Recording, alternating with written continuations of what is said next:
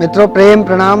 मैं देव स्वरूप शास्त्री आज आप सभी को स्वास्थ्य से किस प्रकार स्वास्थ्य का सुख ज्योतिष के द्वारा पा सकते हैं इस विषय पर हम थोड़ी सी चर्चा करेंगे और इस बात को जानेंगे कि ज्योतिष की दृष्टि के किस ग्रह और किस घर से आप स्वास्थ्य को अच्छा बना सकते हैं, किस ग्रह को मजबूत करने से किस ग्रह को हम अपने स्वास्थ्य को अच्छा बना सकते हैं। स्वास्थ्य विशेष है। प्रत्येक व्यक्ति के जीवन में पहला सुख निरोगी काया होती है। निरोगी काया हम किस प्रकार पा सकते हैं? ज्योतिष शास्त्र के अंतर्गत सबसे पहला सुख निरोगी काया माना गया, इसलिए जो जन्म पत्रिका में 12 घरों में से पहला घर स्वास्थ्य का माना जाता है।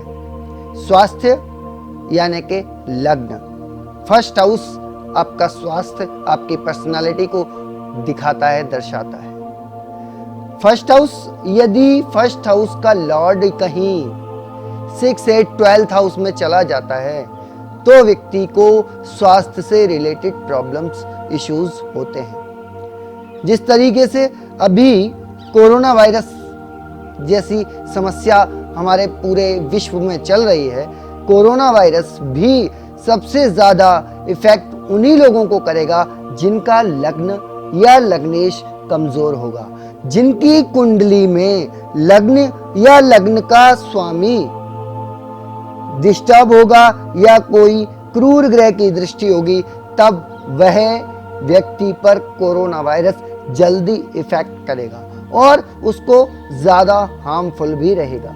जिन व्यक्तियों की लग्न पत्रिका के अंदर लग्न का स्वामी, फर्स्ट हाउस का लॉर्ड स्ट्रांग है, वो शुभ दृष्टियों से है, उसके ऊपर शुभ दृष्टि, शुभ ग्रहों की दृष्टियां हैं, ये उसके मित्र ग्रहों की दृष्टियां हैं, या लग्न या लग्नेश स्वराशि का है, या लग्न का स्वामी केंद्र या त्रिकोण में है, तो व्यक्ति किसी भी वायरस या किसी भी बीमारी से लड़ने में शक्तिशाली होता है। कोई भी बीमारी हमारे शरीर में तब अटैक करती है जब हमारा इम्यून सिस्टम कमजोर होता है। इम्यून सिस्टम ज्योतिष की भाषा में अगर हम कहें तो वह चंद्रमा और लग्न के स्वामी से देखा जाता है। जब चंद्रमा व्यक्ति का मन है, चंद्रमा मनसो जातकः, चंद्रमा व्यक्ति का मन है। जिस व्यक्ति का मन कमजोर होता है उस व्यक्ति का इम्यून सिस्टम भी कमजोर हो जाता है। जो व्यक्ति भयभीत अधिक रहता है उसको अक्सर पेट से संबंधित समस्याएं रहती हैं। जो व्यक्ति भयभीत रहता है उसको पेट में गैस आदि जैसी प्रॉब्लम्स बन जाती हैं, क्योंकि भयभीत रहने से स्वादिष्टान चक्र, हमारे 7 चक्रास में से जो स्वादिष्टान मूलाधार से दूसरा चक्र ऊपर की ओर है, वह स्वादिष्टान चक्र है, वह तेज तेज घूमने लगता है और वह इम्यून सिस्टम को कमजोर कर देता है। चंद्रमा कमजोर हुआ तो इम्यून सिस्टम कमजोर हो जाएगा और इम्यून सिस्टम के कमजोर होने से अधिक बीमारियां हमें पकड़ने लगती हैं। ऐसे में जब कोई वायरस का भय पूरे विश्व में चल रहा हो तो वह व्यक्ति वायरस जैसी समस्याओं से या अन्य किसी भी बीमारी से ग्रसित हो जाता है।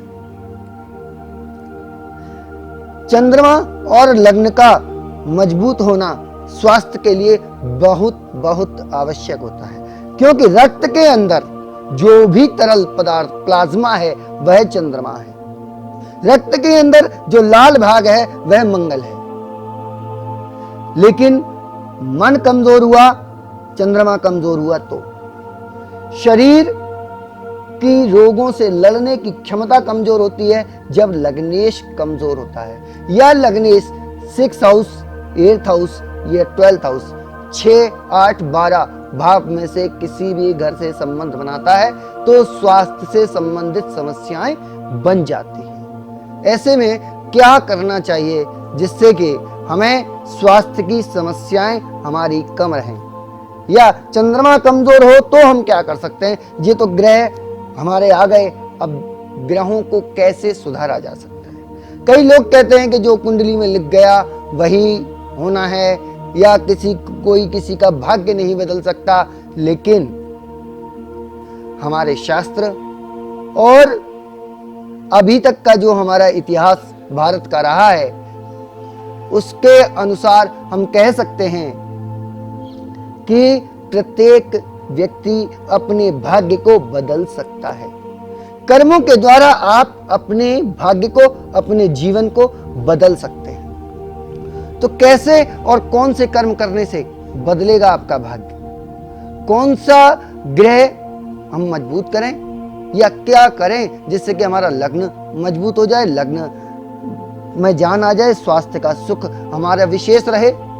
चंद्रमा को मजबूत करने के लिए हम क्या कर सकते हैं? चंद्रमा को दोष रहित बनाने के लिए हम क्या कर सकते हैं? तो चंद्रमा को दोष रहित बनाने के लिए सर्वप्रथम व्यक्ति को अपने मन को ठीक करना होता है, क्योंकि चंद्रमा मनसो जातका, चंद्रमा व्यक्ति का मन है। और मन को स्वस्थ करने के लिए सबसे अच्छी विधि है ध्यान की। मन स्वस्थ होता है ध्यान से, मन स्वस्थ होता है आत्मदर्शन से, सेल्फ रियलाइजेशन से। आप स्वयं की गलतियों को देखते जाते हैं तो मन आपका धीरे धीरे करके मजबूत हो जाता है। तो चंद्रमा में कितने भी दोष हों, लेकिन अगर आपने अपना मन स्वस्थ कर लिया तो मान लीजिए कि आपने अपना चंद्रमा ठीक कर लिया। और बाकी आप कितनी भी पूजाएं करें, दूध चढ़ाते हैं, कुछ भी करते हैं, लेकिन जब तक आप अपने मन को स्वस्थ नहीं कर पाते तब तक आपका जीवन स्वस्थ नहीं होता। सारी चिकित्साओं से पहले आपका मन की चिकित्सा का होना अति आवश्यक है। मन की चिकित्सा कैसे होगी? मन की चिकित्सा होती है ध्यान से।